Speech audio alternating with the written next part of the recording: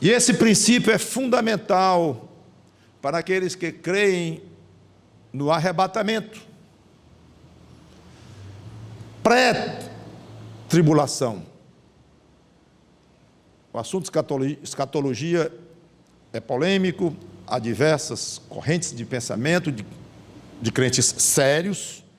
Há uns amilenistas que nem creem que vai haver um milênio literal aqui, que há o milênio é o reino de Cristo nos corações e tal, e que Cristo nem se fará presente aqui. Os amilenistas interpretam as profecias de uma maneira bem diferente daqueles que creem sim numa volta de Cristo pré-milênio, ou seja, ele volta e inicia um reinado de 1000 anos literal em Jerusalém, o próprio Cristo presente.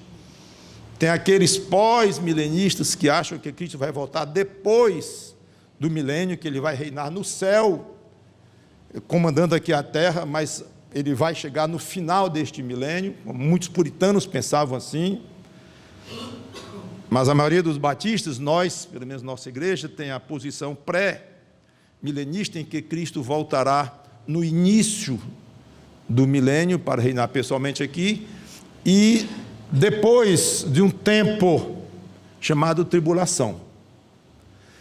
Esse tempo tribulação, já há uma discussão dentro desse tempo, porque tem aqueles que pensam que os crentes serão arrebatados antes da tribulação, que são a posição pré-tribulacionista. E tem aqueles que acham que não, que os crentes vão passar sim pela tribulação. Aí vem aquela ideia que faz parte do crente sofrer, levar a sua cruz e tudo mais.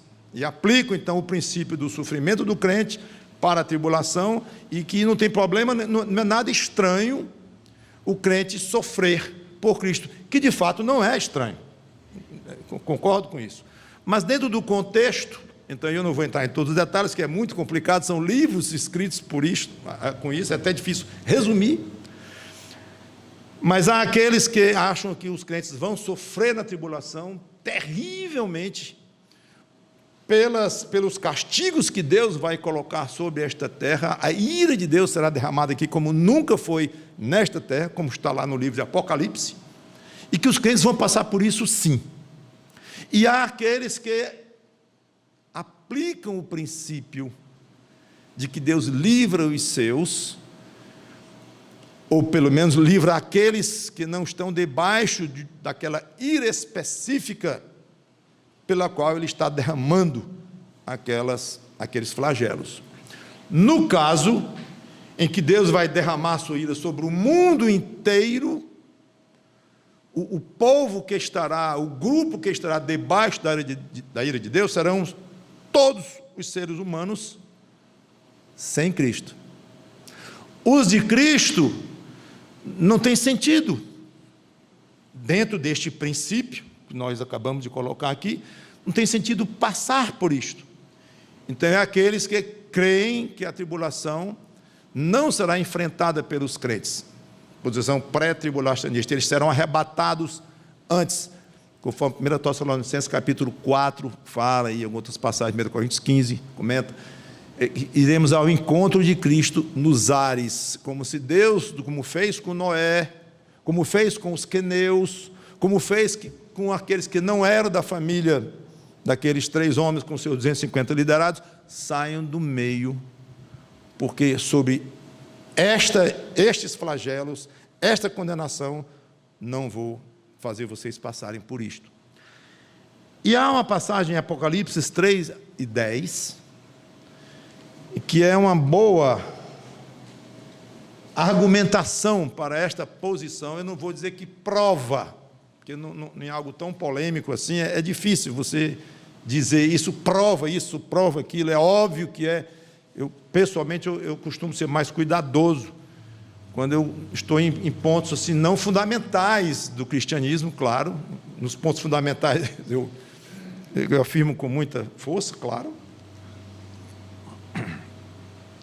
Mas aqui eu considero muito sugestivo. Tudo em Apocalipse é um pouco complicado, a interpretação, onde é que é figura, onde é que é literal, e se é figura de quê? Então, não é um assunto fácil. Mas aqui está. Seja como for, este é para vocês saberem, é mais instrutivo que eu estou comentando com vocês aqui. Apocalipse 3:10. Essa igreja Filadélfia, obviamente era uma igreja local, literal, na época de João, quando escreveu Apocalipse no final do primeiro século. Mas alguns interpretam que essas igrejas, embora fossem igrejas locais, mas representam a igreja de Cristo de uma maneira geral ao longo da história da igreja cristã.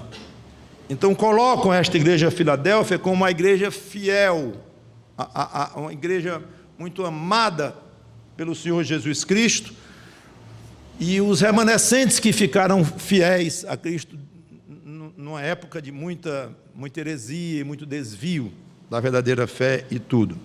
No caso aqui, a Laodiceia seria uma igreja infiel. E essa aqui, essa é uma interpretação que eu não estou dando nem a minha interpretação e não vou entrar nesse detalhe. Mas eu só quero que vocês saibam que, versículo 10 diz assim: porque guardaste a palavra da minha perseverança, também eu te guardarei da hora da provação, ao princípio, da provação que há de vir sobre o mundo inteiro, para experimentar ou testar, ou provar os que habitam sobre a terra.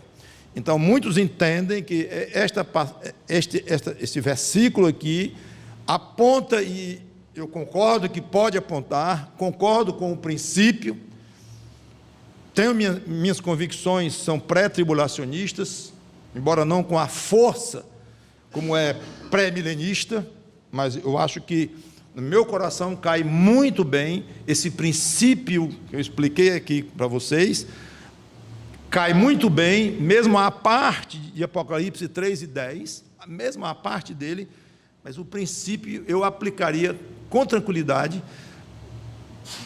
para a igreja, quando Deus derramar a ira, os cálices da cólera, da ira dele sobre este mundo pecador e perdido, e a igreja saia de perto. Saiam daqui, vocês não têm nada a ver com isso, como os queneus com os amalequitas, como Noé e os pecadores da época. Então, fica aí esta lição vinda do dilúvio, e este princípio para vocês pensarem, meditarem, aprofundarem nos seus estudos. Eu acho extremamente agradável a ideia de nós sermos arrebatados antes da tribulação. Se não for assim, e se nós formos enfrentar, se Deus quiser assim, que assim seja, e Deus nos tenha misericórdia de nós, e que sejamos fiéis para suportar. Mas é muito agradável pensar que seremos arrebatados, e eu prefiro ter esse tipo de pensamento.